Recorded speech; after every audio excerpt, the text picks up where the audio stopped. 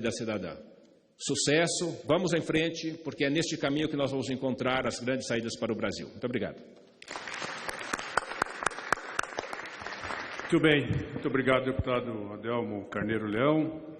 Antes de encerrar, quero registrar 2 pontos aqui, muito rapidamente. Primeiro, pedir desculpas para os nossos homenageados, Maria Lúcia e o Dr. Carlos Egino, que só está levando o diploma hoje, não está levando o nosso troféu. Nós pedimos para fazer um outro layout, um outro desenho do troféu e a indústria não nos entregou a tempo. E isso mostra que o Brasil não está tão em crise, porque você vai comprar qualquer coisa hoje, só entrega em fevereiro, abril. Né? Então, a crise é relativa. Então, assim que chegarem aqui os novos troféus, nós encaminharemos para os senhores aí com muito prazer. Peço essas desculpas. Quero aqui também dirigir algumas palavras, registrar minha alegria de poder estar presidindo aqui essa sessão, nesse plenário principal do Parlamento Brasileiro, homenageando aqui 2 pessoas que seriam 2 entidades. A Maria Lúcia já está virando uma entidade, viu, deputado Adelmo Leão? Pela tua luta, pelos teus sonhos, pela tua militância aguerrida, de um tema muito relevante para o Brasil e para o mundo. Logo após a tua palestra na comissão, a questão dos 2 meses atrás, nós tivemos também o professor Nakano, professor da GV, também falando do mesmo assunto lá na bancada. O deputado Adelmo acompanhou lá conosco, e a teus ensinamentos, mas a aula também do professor, nos coloca em vigília, nos coloca um alerta muito grande para que a gente, em algum momento, o Brasil vai ter que entender a nossa dependência do sistema financeiro. Hoje nós trabalhamos para o sistema financeiro. Estava comentando aqui com o deputado Márcio Marinho. Ontem à noite eu fui pegar o extrato do banco, na hora que eu vi lá juros do cheque especial 241%, você quase cai de costa, né? Então não existe produto mais superfaturado no planeta do que os juros brasileiros. Tanto é que você não vê banqueiro reclamando de crise, né? Está todo mundo quietinho, né? Porque é a categoria mais beneficiada aí da crise. E o professor Nakano deu um númerozinho para nós, assim, bastante singelo, Maria Lúcia, de que toda noite nós remuneramos 900 bilhões de reais a juros de 14% ao ano, que é aquela chamada aplicação overnight, que antes a gente era beneficiário, né? Pessoa física, agora a pessoa jurídica, né? Que é o depósito compulsório dos bancos, né? Então, a conta que o brasileiro precisa entender isso, a gente precisa se apropriar disso, né? Que essa matemática da dívida pública, ela não fecha, né? Não há o Oswaldo de Souza que consegue explicar essa matemática para nós. Então, a tua contribuição, a tua militância, a tua insistência haverá de, num prazo muito curto, né, repercutir no ouvido, no sentimento, na mente dos dirigentes do Brasil, né, sobretudo os dirigentes públicos, né? E aqui para o Congresso Nacional é um grande alerta e um grande debate que você vem aqui nos provocar. Então, o prêmio aqui é muito, né, na verdade, a comissão que se sente homenageada, né, tê-la aqui conosco. Da mesma forma, a história aqui da CGU, representada pelo Dr. Carlos Egino, uma história recente, né, da CGU, a partir da gestão do presidente Lula, foi ampliada as suas competências, foi dado status de ministério, né, e a gente não vê hoje uma crítica, né, da conduta, né, do corpo diretivo da CGU, dos seus funcionários, né? Ainda essa semana passada, num debate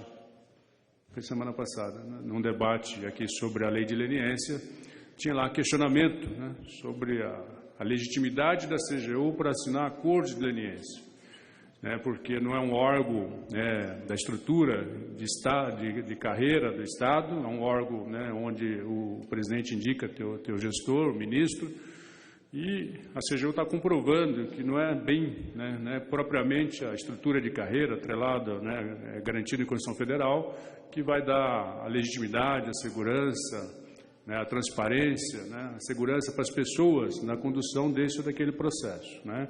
Quem é que pode duvidar da história do professor Jorge Raj, que eu tive o prazer de ser aluno? Quem é que pode duvidar da conduta do ministro Valdir Simões, e hoje aqui representado pelo Dr. Carlos Gini, que também trabalha na mesma linha, na mesma esteira. Então a gente dorme muito tranquilo quando a gente sabe que a CGU está cuidando ali do patrimônio brasileiro.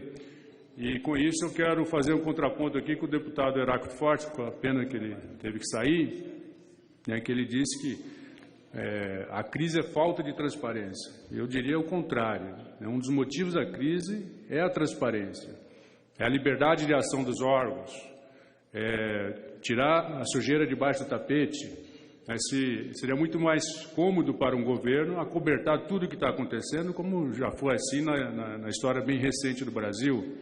Então, quando você destampa, quando você dá liberdade para os órgãos, Polícia Federal, Ministério Público Federal, Estadual, os órgãos de controle do governo, é que aparecem essas coisas. Ou o Brasil é assim, num período muito recente, ou o Brasil é assim desde quando ele foi descoberto e foi montada todas as estruturas do governo. O destino nessa geração, nós estamos conseguindo construir mecanismos institucionais que está construindo um novo Brasil para a próxima geração. É prazeroso ver essas coisas? Não. Dói os olhos ver essas coisas. É angustiante, mas um dia o Brasil teria que passar por isso. E só está passando por isso porque tem um governo desprendido, que sofre com isso, que tem membros envolvidos nisso, que não é fácil, mas tem que fazer. E não teria outro governo na história recente do Brasil que proporcionaria tamanha liberdade, que aliás somos criticados pelo excesso de liberdade, que eu acho que nunca é excesso, se tem exageros, às vezes de algum órgão, não de órgão, mas de pessoas de alguns órgãos, que tem que ser corrigidos. Se tiver abuso do uso do poder, da autoridade, tem que ser corrigido, mas é melhor corrigir essas distorções do que você querer tampar o sol com a peneira. Então, essa comissão tem o dever de homenagear essas pessoas, esses órgãos, de também dar sequência, consequência, repercussão naquilo que é a tua função principal, que é o órgão de fiscalização e controle aqui da Câmara dos Deputados. E escolhemos não só os homenageados, mas dois patronos, que as tuas biografias, do governador Mário Covas e do ex-vice-presidente José Alencar, suplanta qualquer coloração partidária. Eu sou de São Paulo, convivi lá com o governador Mário Covas, a história dele fala por si só, como constituinte, como militante, como preso político, como deputado cassado. Eu era vereador em São Paulo, o deputado Howley, aqui do PSDB, que também nos prestigia nesse momento. Eu era um humilde vereador em São Paulo e, surpreendentemente, consegui ser recebido pelo governador Mário Covas por 3 vezes. Isso não é qualquer coisa, Sabe como é que é uma agenda de governador. Então, o jeito dele, o jeito espanhol dele, o jeito enérgico, a tua biografia nos trouxe aqui que ele pudesse ser homenageado e homenagear esses órgãos e esses brasileiros que aqui hoje recebem o prêmio Transparência. E do ex-presidente, vice-presidente Zé Alencar também dispensa as palavras. E que nós queremos com essa comissão e que a gente propaga esse caminho da transparência, o caminho da civilização, o caminho de um Brasil justo, um caminho que nós, nessa geração, devemos ter o compromisso de construir um outro país para as próximas gerações, que eu acho que é essa a grande missão nossa aqui nesse momento do Parlamento Brasileiro.